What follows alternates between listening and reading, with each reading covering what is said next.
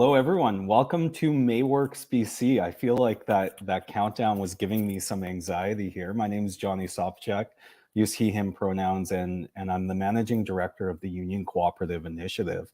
I'm beaming in from Burnaby, BC, the unceded homelands of the Squamish, Tsleil-Waututh, and Musqueam First Nations. And I always think it's important we ground ourselves in the land we're working on, but also in the communities we work with. And that involves a true commitment to reconciliation with Indigenous communities, the nations and the First Peoples of this land.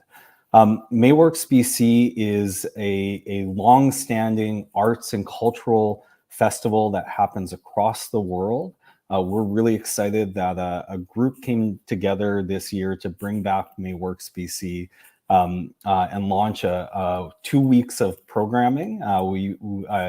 As artists are so good at doing, we're able to pull it together in less than a month, thanks to a new grant from the provincial government through the Fairs, Festivals, and Events Fund. Mayworks BC celebrates the diverse artists and working people at the intersection of art, social justice, and labor. And also want to recognize that there are a number of other organizations holding Mayworks events all across BC. And our goal is to work collaboratively and build a movement towards this festival next year. So we're so very excited to be joined today by a number of really incredible cooperative leaders in the creative communities here in the Lower Mainland, and a special guest from across the country. I'll just quickly say that Mayworks BC is organized by a volunteer organizing committee through the Imagining Cooperative Initiative. We're a brand new nonprofit, multi-stakeholder cooperative, which is building an economy that works for people on the planet. We do that by supporting the development of unionized co-ops, working with working people and their labor unions to help create cooperatives that drive economic development and build services for working people. So we're so excited that Mayworks is a part of our community. So we are joined today by Greg, Nadia, David, Gigi, and Jen. I'm going to invite each of the panelists up one by one to introduce themselves, talk about their work. I've got a hot question for them, and then we're going to bring everyone back onto screen. If you're watching live from YouTube or you're watching live from Facebook, we can see your live comments. So please join us in conversation.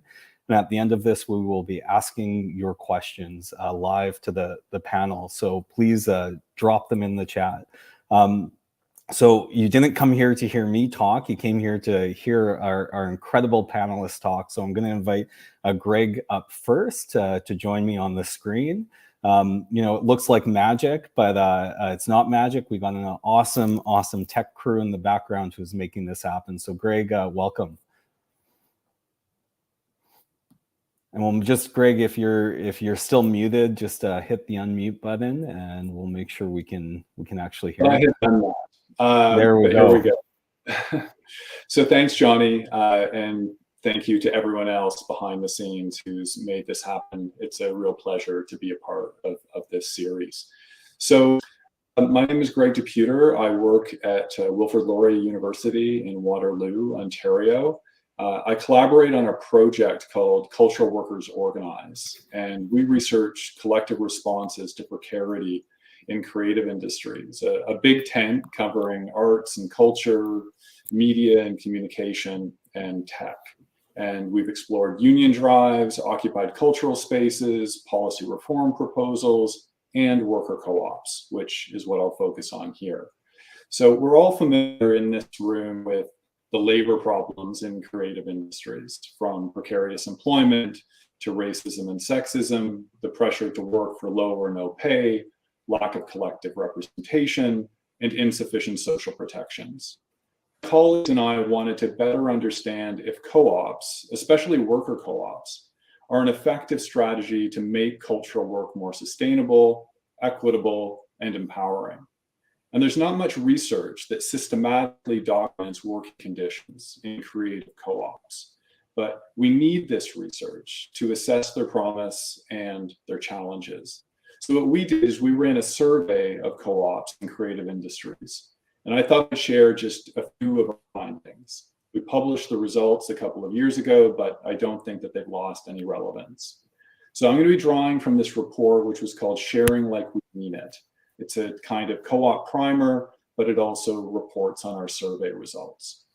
So our survey was completed by 106 co-ops in Canada, the UK, and the US. Our sample gives a preliminary picture of co-ops in creative industries. About half are in arts and culture, about 20% in technology, and another 20% or so in media and communication. They span art galleries, architecture, print shops, game studios, and design agencies. Most are worker co-ops, followed by multi-stakeholder co-ops. And the majority are small. About half have 20 or fewer members, and a lot of these co-ops are young. A quarter have been around for less than 5 years. So it's an emerging area for cooperative development. So to start, in our survey, we asked workers in creative industries why they formed co-ops. And the most popular reasons were to support the well-being of members and generate economic value for members, but also to promote an economic alternative and create meaningful work. Other reasons were things like greater control over the work that we choose to do. So workers seem to pursue cooperation in a deliberate and constructive effort to escape dominant cultures of work in creative industries. But workers don't form or join co-ops only to improve their personal working conditions. They're motivated by deep commitments to economic and social justice. There's a desire to be a part of an organization whose priorities are different from conventional businesses. As one respondent wrote, "While functioning within capitalism, we build an antidote to it every day." So our survey also collected details about working conditions in creative co-ops.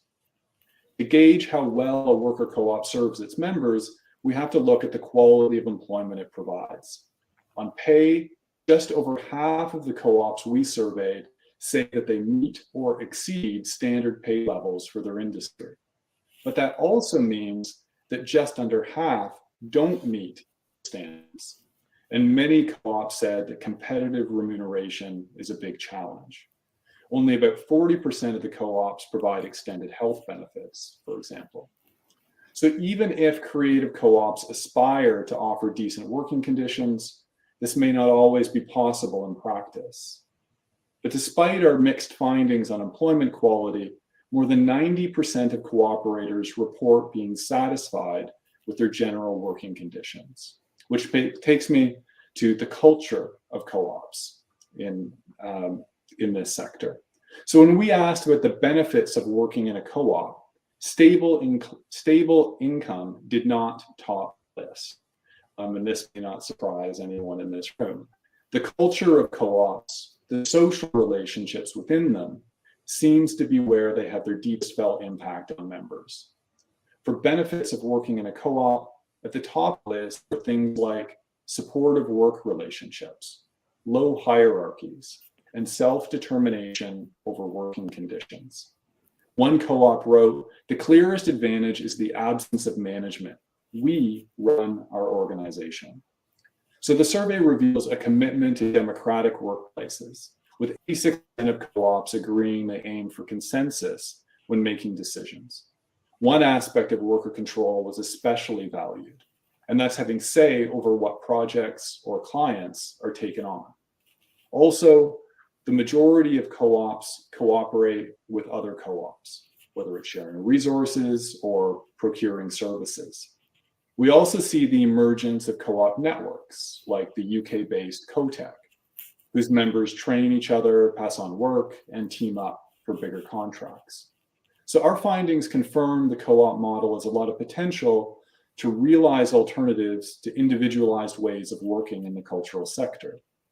But at the same time, access to this potential remains structured by divisions of race, gender, and class. So co-ops are not immune to the inequities across the creative industries. A majority of co-ops reported low racial diversity, with more than half describing themselves as slightly racially diverse, and nearly 20% selected not at all racially diverse. Another finding is that unpaid member labor is seen as the most important non-economic support for co-ops when they're getting off the ground. And this reminds us of intersectional privileges, including access to personal economic resources and time-free caring responsibilities, shaping who can participate in developing a co-op project. Other challenges concern business sustainability.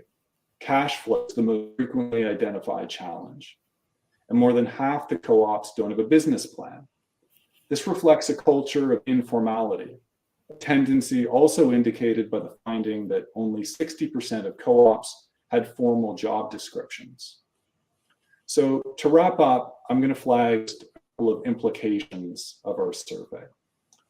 First, there's a lot of boosterism, I think, that surrounds cooperatives. But advocacy for co-ops as a strategy to mitigate precarity in creative industries needs to be continually grounded in evidence of cooperators' working conditions. And second, our survey, I think, gives fresh talking points to promote the benefits of co-ops, like very high work satisfaction and the promise to give workers a collective say over the clients and projects their businesses take on, which overlaps with a point of increasing contention in big tech, where employers are protesting against being tasked to work on projects that they ethically oppose. And then finally, strategic implications. Co-ops clearly do not magically overcome the precarity and inequities of work in creative industries. Multiple strategies and organizational forms are necessary. And here I'll mention what was a surprising result of our survey to me, which is that 20% of the co-ops that we surveyed are union co-ops. It's one example of the linkages that can be made between co-ops and complementary pro-work organizations that are together necessary to build workers' share and power. Thank you.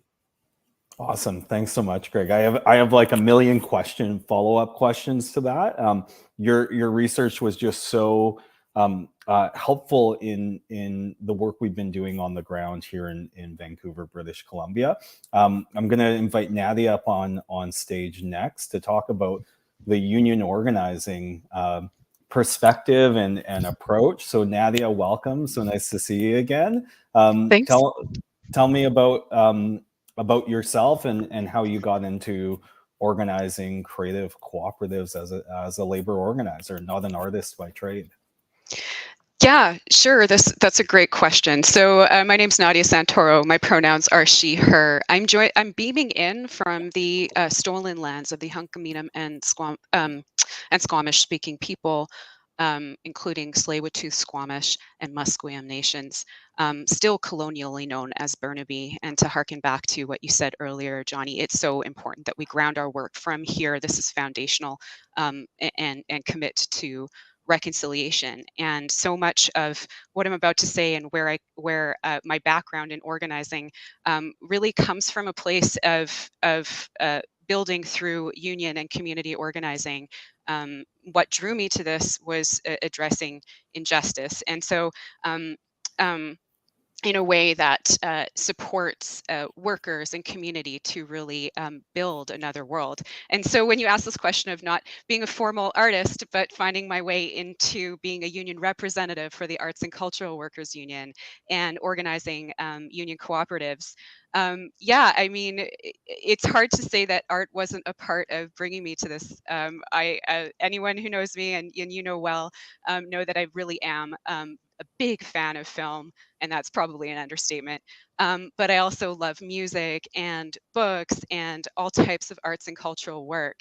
And when I think about this work, I think about how artists have this ability to essentially help us imagine another world while keeping one foot grounded in this world and one foot in another world where we could, move towards that, and invite us in to do that. And also the work that artists do to expose inequity and injustice, and to move us to action as a result. And so I can honestly say that that's a lot of what brings me to my organizing practice as well.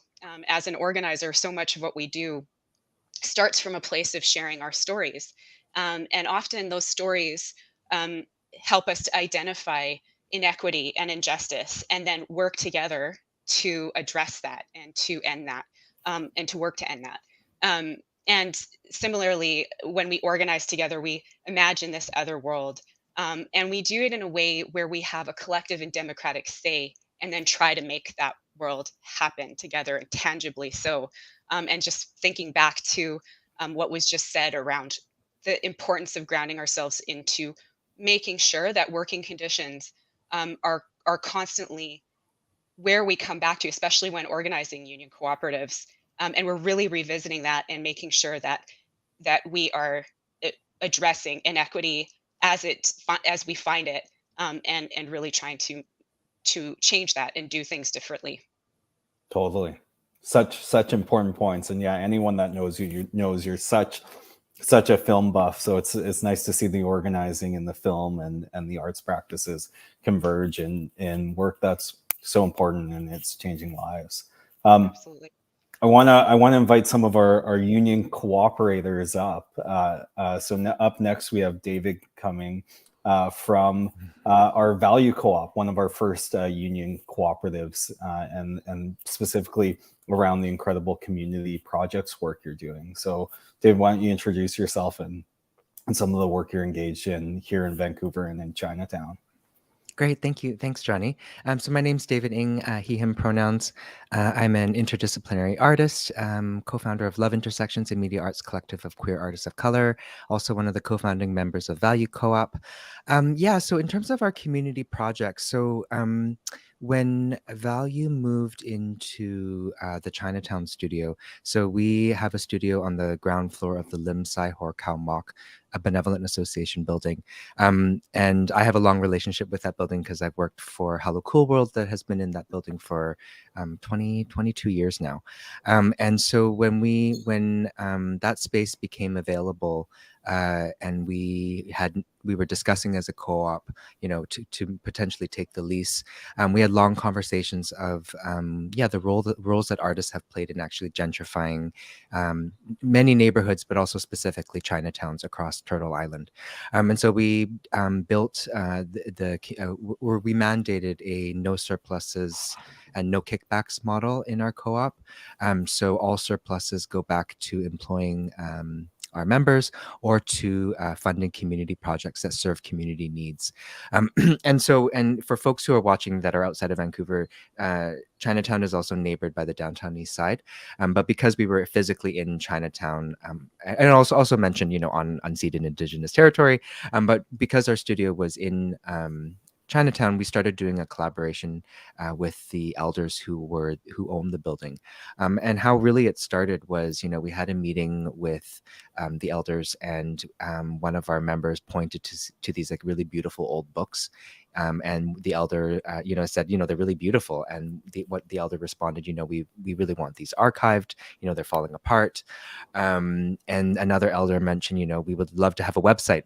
And of course, as artists, this is a very exciting project potential, right? And so we applied for a BC Heritage grant. We got it. We digitized our archives, built a website, and from that, it's grown to about 4 or 5 other projects.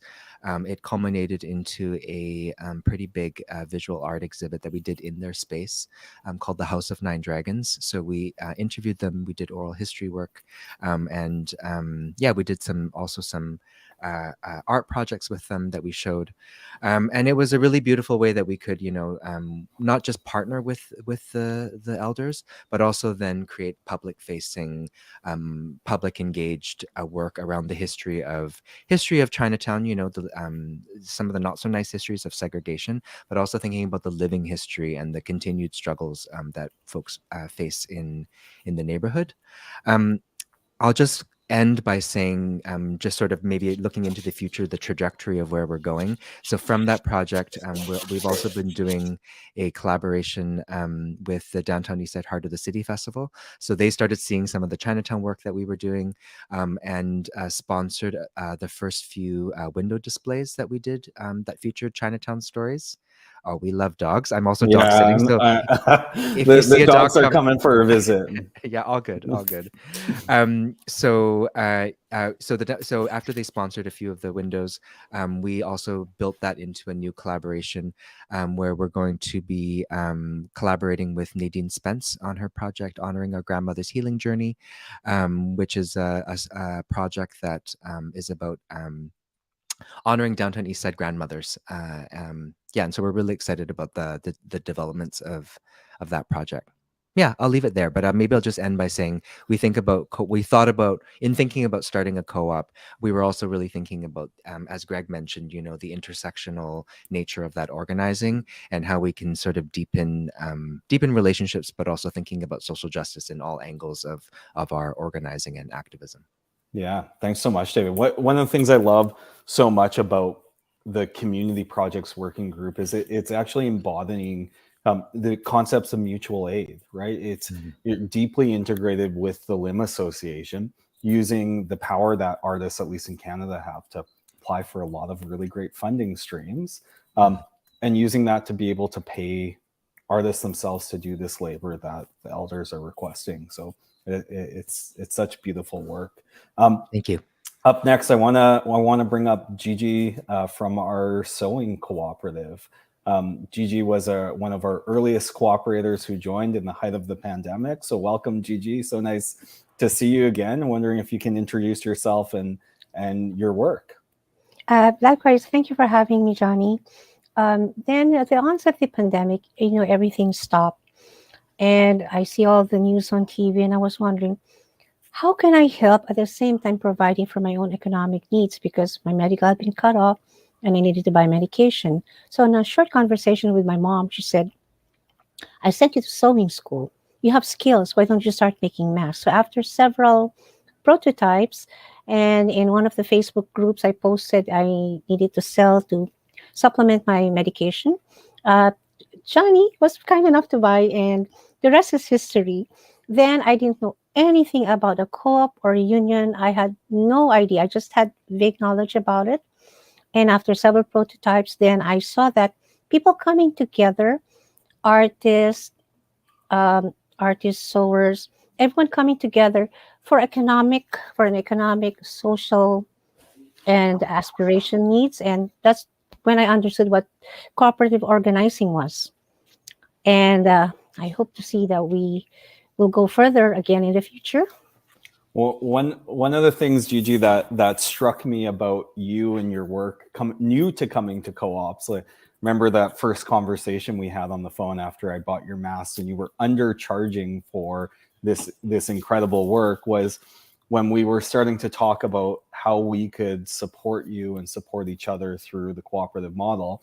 Your immediate response was not to try and sell us. You were like, oh, I will just give you the mask pattern so that we can start to work together. And I remember saying, no, Gigi, like that's your labor, that's your work. And you were just so generous in the way you approach this work, and you're such a valued member of our community. Yeah, that's why, I am loving the idea of union and co-op. Actually, Jonny, I'm glad to see, because in the past I've spoken to you about trying to get my university alumni involved, and I see now they are. Oh, really? Oh, great. Our current president, Bella. Yeah. Oh, Bella. Oh, awesome. It's so funny, the networks that continue. Yes, I was on the board for 15 years as vice president. I never made it as president. I didn't have the time, but I'm happy to see that my university alumni is actually now involved. Awesome. Well, thanks so much, Gigi. I'm going to invite Jen up next to talk about our newest cooperative work in video and media. Welcome, Jen. Hi, thanks, Jonny, and thanks for inviting me here. I'm really honored to be sitting in this panel, this virtual panel with everybody. My name is Jen Sungshine. I use she, her pronouns. I always find it awkward to introduce myself, but I'm just going to take a stab at it, even though I've done it a million times. I'm a queer, first generation Taiwanese Canadian interdisciplinary artist, activist, community facilitator, and cultural producer based, I guess, in so-called Vancouver, BC. And with David Ng, who's also here, I'm the co-artistic director of Love Intersections, a media arts collective producing intergenerational and intersectional, queer, trans, non-binary, BIPOC stories through documentary film and artwork. But as an arts worker surviving an increasingly inaccessible and siloed city, much of what has to govern my arts practice is through relationships. So with about a group of friends who have known each other for over 10 plus years, two of whom are in this room, Jonny Sopotiuk and David Ng, we formed the Seize the Means of Production video co-op last year to offer unionized, affordable, and high quality, videos and video production and services to our intersectional and values-driven and value-centered communities. And I always really appreciate this one line in our, our Seize the Means bio is that we believe in labor organizing and social justice unions that impact change in our workplaces, communities, and beyond.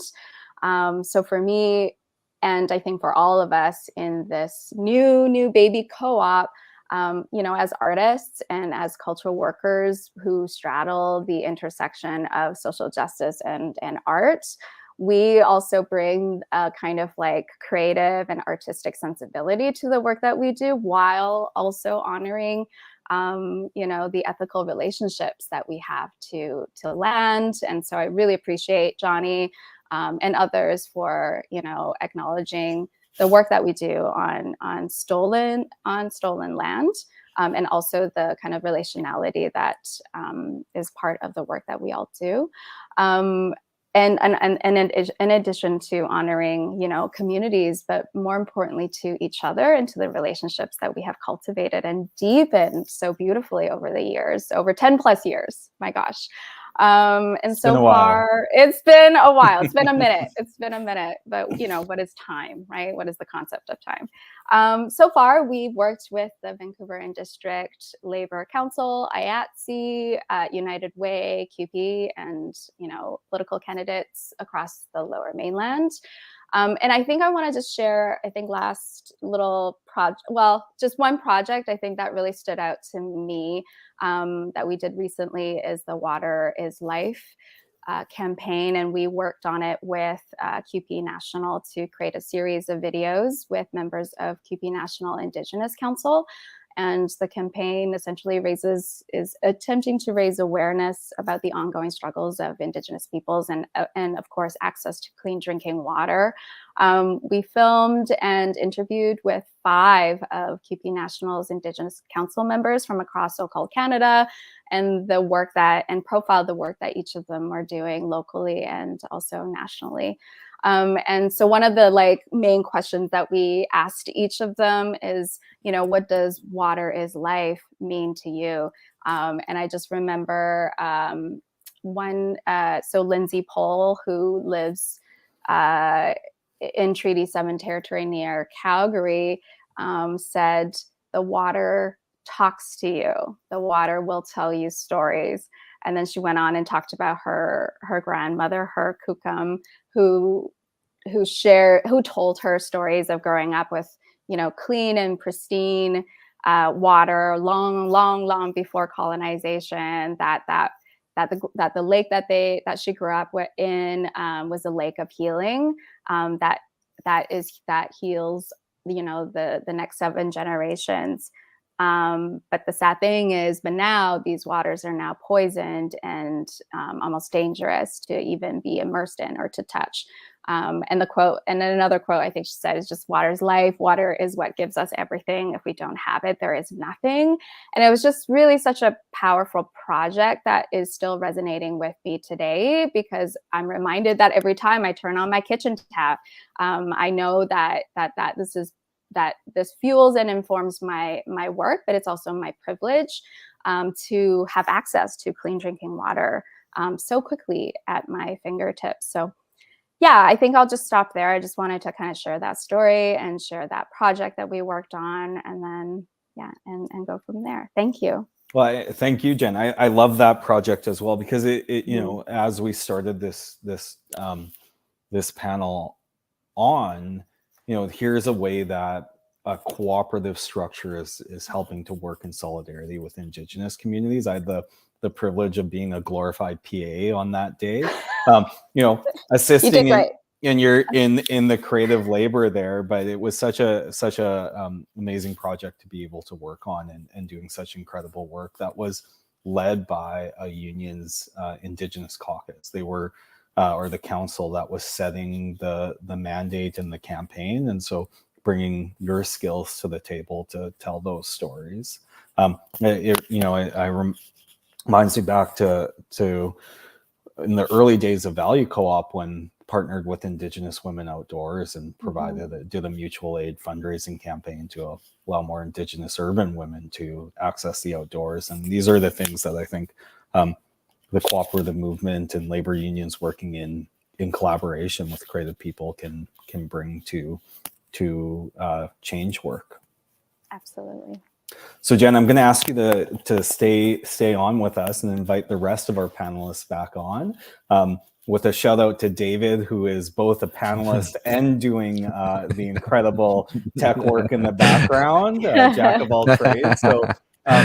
So very excited to see you all. I just want to start out with just a general question. We framed this talk around how union cooperatives, particularly in the creative sector, can be a vehicle for transforming communities towards an equitable future. I know there's a lot in there. I'm curious, what does that mean to you? How do you see creative co-ops transforming your community on a small level, in your neighborhood, in your building, within your friends group, or in a larger, more systems change level? Nadia, where does that land for you? Yeah, I mean, I think when we're talking, is this coming through? Yeah. Mm-hmm. Yeah. I think when we're talking about this, especially with unionized cooperative organizing, like at the core of this is always this piece around transforming communities. And I think everyone has kind of spoken to that really well. When a cooperative is grounded in this, you're also doing this work of building out communities as you're doing this. So when I think about this question, I think about how this should be central whenever organizing a unionized co-op. And I look at the example of the Stitchers Co-op, where I was lucky to be able to organize with the Stitchers Co-op from 2020 to 2022. And it's really in this, like we can see that as the co-op comes together, as the worker owners came together, like the very first mandates that are set collectively, democratically, are equitable wages for all the workers, living wage as a starting wage.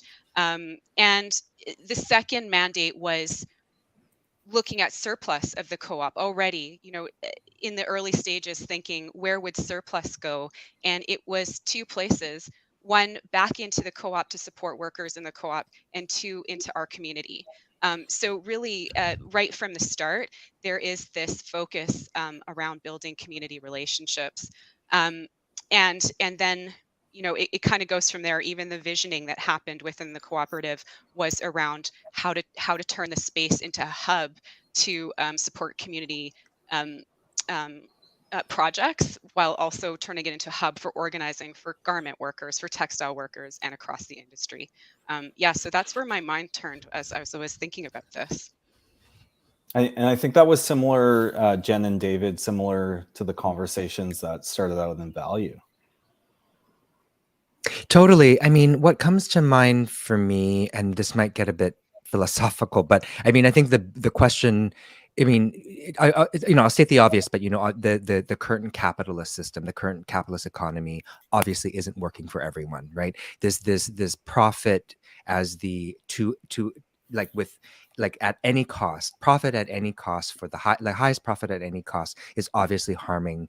We can list all of these things, and co-ops, the model obviously questions doing business in that way, right? But I think it also, and I'm where I'm going with this is, there was a conversation at the Higher Ground conference around how can we actually rethink and recalibrate how we think about surplus and profit too. So yes, there is the redistribution of resources and also sharing decision making. But also, what if, I think one of the things that what excites me about thinking about co-ops is also thinking about relationships to community, to the environment, to other beings as well. And if we, imagine if we thought of surplus or profit, if you will, or, we can find other language, I know that would be better, but that is that, as what Nadia was referring to, like the well-being of the community in certain ways, uplifting marginalized communities. If we saw that as a surplus metric, if you will, of a co-op. And I think that's, for me, that's what's exciting about thinking about disrupting the status quo, and then that is what co-ops, and especially unionized co-ops, are trying to do. Jen, would you say that was similar to what brought you to this work? Yes. I think because I spend so much time thinking about relationships, and as a result, I think about, the many forms and facets and legs and webs that relationships can look like or feel like or have an impact on. And so you brought me into this world because of our relationship and our ongoing relationship. What I find so fascinating, and also not to be too deeply philosophical with David, is that what I find so fascinating is that when we gather a group of people in the same room together, much like when we attempted to do with VALU Co-op in 2020, that it's not all rainbows and sunshine and glitter. I don't know what the saying is, but it's a lot of work, especially when you haven't cultivated that trust. And so one of the things that I experienced, and in some ways I became the de facto, social lubricant to navigate and deal with and facilitate conflict within the group, that the trust, when trust hasn't been cultivated or built, it's how easy it is for all of us, each of us, to slip into those harmful hierarchical settings that we're also used to. Like we work for a business, let's say, or an enterprise, so we have our direct boss or supervisor. That's not the case in a co-op, and it's very difficult for people to let go and surrender that and to feel empowered and to be proactive to do the work and to do that actively, as opposed to waiting for somebody or waiting for your boss to tell you what to do, right? So I went off on a tangent, but it is a very, very fascinating place to reside in that I'm particularly quite nerdy about. I'll just kind of leave it there. Well, I mean, there's a lot to unpack there. I want to come back to that part, but I always say when new folks are coming to the cooperative movement or labor union organizing, I always say, first, it's not utopian, right? It's a lot of work. Yes. And we are embedding relationship and community at the core of what we do, and that takes more time. Organizing, there's no shortcuts to organizing, is what we always say. Gigi, I'm really curious for you. Like you had mentioned, you're fairly new to the cooperative movement, to labor unions as well. So you got a crash course in the middle of a really, really tough time in this, the global pandemic. How was it for you getting involved? It was a learning experience, but at the same time, since I used to manage people, I just love the idea of people getting together for a common cause, because I used to volunteer a lot. And I was just so happy to see the co-op helping people, not only economically, but also having them, like when we were doing projects for Value Co-op, these artists, their aspirations, seeing their dreams come true, like actual printing them, and we were the ones making the products for them, like the bags, the masks. So that's my crash course, and so far I'm loving it. Oh, perfect. Well, then that's what I loved about Value as well, was it was looking at the value chains, the where we were getting the materials we were producing on, and that the success of Value allowed us to build this co-op. And I think at the height of the sewing co-op, there was about $60,000 in sales that went all back into direct wages for Gigi and the other sewers that Nadia was supporting. Mainly who were laid off costume shop professionals because of the pandemic. Yeah, wouldn't have been able to happen if not for all your help and support.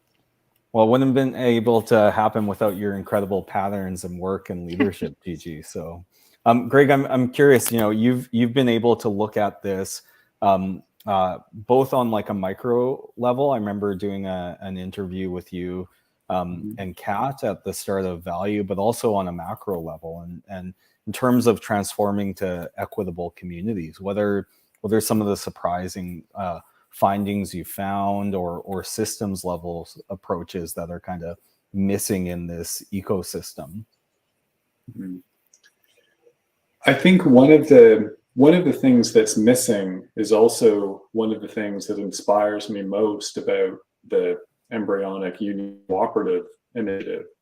That's a lack of incubator spaces that are oriented specifically toward cooperatives and union cooperatives in particular.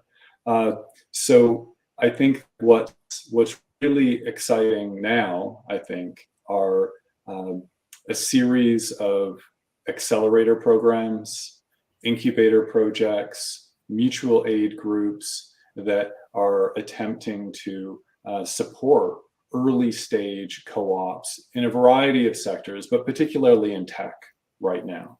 So some examples would include, of course, Platform Cooperativism Consortium, but there are also lesser well-known initiatives like Start.coop, which I believe operates out of Boston. There is also the FACTIC trade group of innovation and technology cooperatives in Argentina. There's the CoTech mutual aid group of tech co-ops in the UK that I referred to.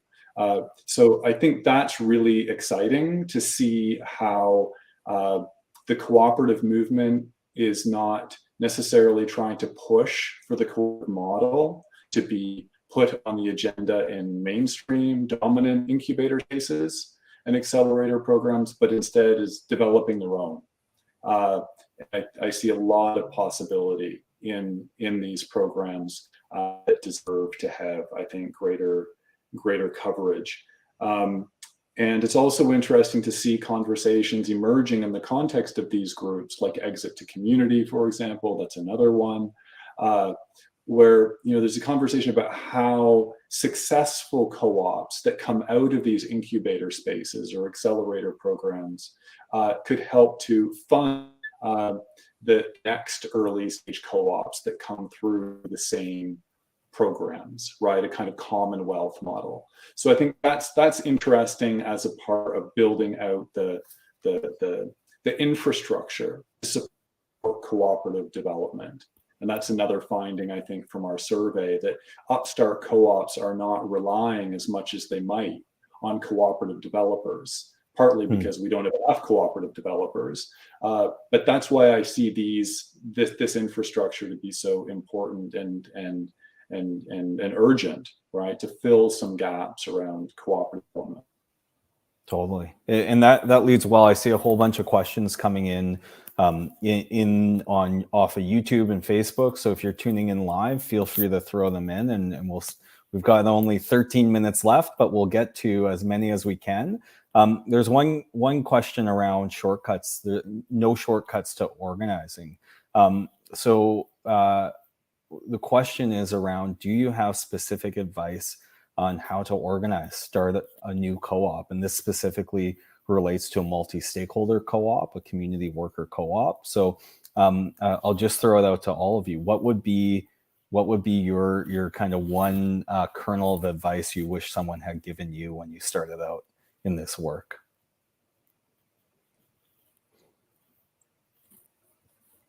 I would just say to work with someone you know first and start small. Yeah, so that there is a kind of social trust that you can fall back on as the kind of foundation to starting something else together.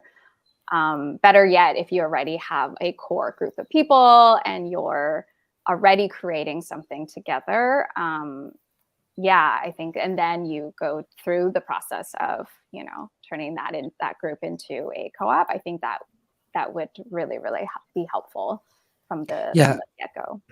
I can riff off that as well. We've talked about relationships already, but and I will also preface this by saying, what happened. And we already talked about how VALU started literally in the middle of the pandemic, and doing this type of social justice organizing, which is tough, right? We're talking about asymmetries, we're talking about systemic oppression, we're talking about, a global pandemic as well, right? And so doing that sort of organizing over Zoom, it was tough. And I guess the point I would make is, don't underestimate the importance or significance of like even social time to get to know people and actually build like genuine relationships, where you're really knowing and jiving together in terms of values, but also in terms of actually just getting to know each other. Totally. I see you shaking your head pretty clearly there, Nadia. Yeah, I would just add, I think that absolutely this piece around relationships is important. No shortcuts is important. And what does that look like in practice? It really means not skipping any opportunity to get to know each other, check in with each other. This is so important to organizing anything, especially co-ops. Part of where I started going with this is, as we were talking, is thinking about how many folks are coming in from these kind of very different, often exploitative, hierarchical working relationships. And so when they're coming into co-ops, it might be for the first time.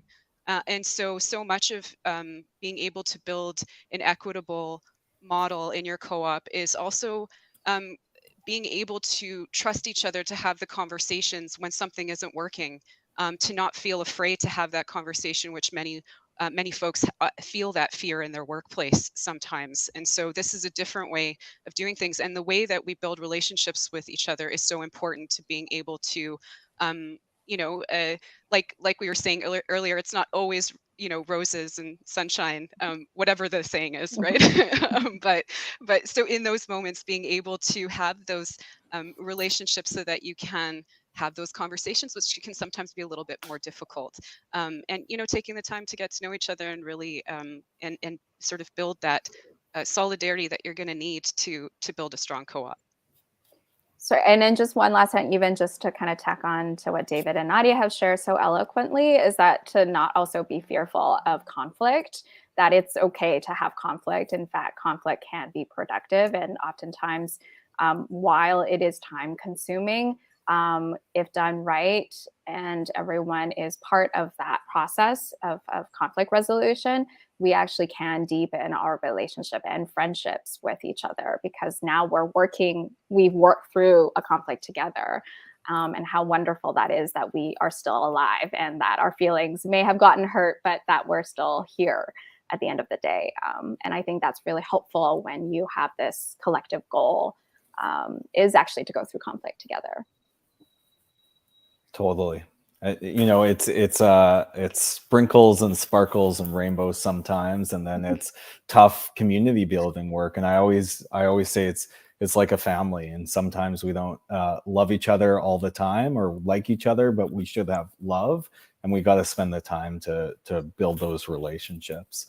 You know, I'm thinking about Oh no. This comment around fun and building relation together. Oh, we're losing everyone. We just lost you for a bit there. I heard Still hear me? building relation Oh, and fun. Something about fun and oh yeah, building weird. relation. I mean, maybe that was an odd omen from the tech gods out there, you know, saying we don't want you rooting co-ops. You all started dropping off my screen one by one. But you know, no fun here. But no, really, like work should be fun, and often conflict in our workplaces is seen as punitive or retaliatory, or I'm going to lose my job. And conflict really is about bringing people together. So I'm curious around, you know, what are some highlights of this work that you've been able to do? Like, what are some of the fun moments in co-op organizing and development, or your proudest achievements? Gigi, what would be your, like, when I ask that question, what's the first thing that comes to mind for you? First thing comes to mind is, number one, the people. Working together with the people, you have the same mindset, you have a common goal. And the only thing I can say from being a grandmother at this point in relationships with people is just put heart into everything you do. Be open, be forgiving, understand where a person is coming from, and don't take things personally. It'll all work out.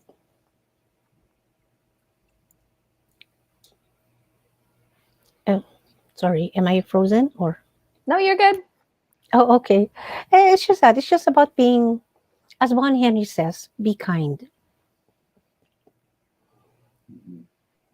And I think we can go places. I only wish that we could make the community more aware of the work that we do and support us, because we are so up against these big corporate giants that make so much money. But at least if we have a small co-op, let's say in every other community, then we have a way to support locally, because I still believe that there are people out there who would support local, especially the small business owners, rather than have the items made in China. Let us, the co-op people, do it for them, right? Yes, Johnny's gone. Oh, Oh, that's okay. We can. The question was about the future of. Oh, there we go, Johnny. There we go. Who was Sorry. around? Any like? Oh man. sorry, did I So- stir up the question? I stories? just got carried away. Google is hating me today, and the tech gods are hating me today. So Gigi, you cut you off at the end there, but you were talking about the fun, and I don't know where I came back in. Yeah, getting people together, working together collaboratively, and the fun part also is getting to know each other as a person and learning to work with each other. And for me, it's making new friends, all geared towards a common goal. And how about Totally. you, Jen and David, or Nadia?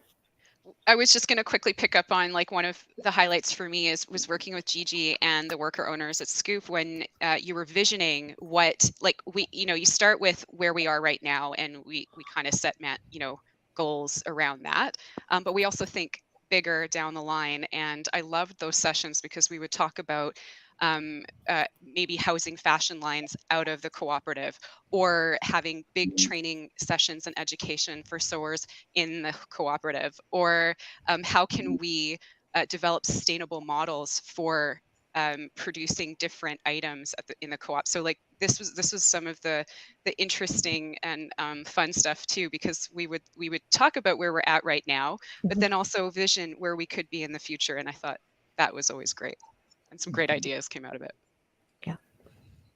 Greg, what have been some of the fun highlights, or like the most promising highlights you found in the research, or conversations with cooperators around the world? I think that I would refer to many of the examples that many of you are involved in. That's for sure. I think that what has been most inspiring to me is this openness to a diversity of forms of organization and a kind of decentering of cooperatives, and trying to find like-minded organizations, going back to notions of the solidarity economy, pushing the union co-op model, for example. I think that those developments, to me, are most inspiring and most promising in terms of building broader-based solidarity, where unions, co-ops, progressive policy advocacy, and many other strategies are on the table, with no one single strategy being put above the other. I just see a greater openness to a diversity of strategies and tactics. Awesome. Well, I think that's a perfect note to wrap up on. I'm also petrified that my tech is going to drop on us again. I saw a great comment that, you know, more tech worker co-ops and more technology cooperative platforms that we can use that are more reliable and not extricative in their profit motives, but community-based. So Greg, Nadia, David, Jen, Gigi, thank you so much for joining us today. I feel like we could sit here and talk for hours and hours and hours.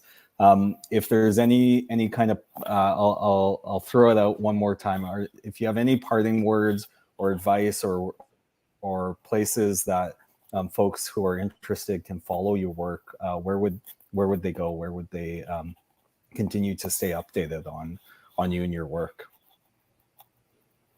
Greg? The website culturalworkersorganize.org. Awesome. And David and Jen, where the folks follow your incredible media work? Well, we have a website, seizethemeans.ca. You can also follow, the UCI also has an Instagram now, Union Co-op BC, and Love Intersections also has Instagram, so Love Intersections. Awesome. And Gigi and Nadia, where do we follow the Arts and Cultural Workers Union? Yes. Nadia. Oh, go ahead. Arts and Cultural Workers Union website, or on Facebook and Instagram. Awesome. Well, thanks very much. Again, folks, we have another week of programming with Mayworks BC. You can follow along at mayworksbc.ca. Got some incredible... I'll just quickly recap what Jonny just said. So we have another Mayworks BC. The festival goes till May 14th. If you go to the website on the that I just put up there, mayworksbc.ca, you can find the full program. So thank you, Jonny, and to all of my fellow panelists. Yeah, and we'll see you guys later. Thanks, folks. Bye. Thank you, everyone. Thank you.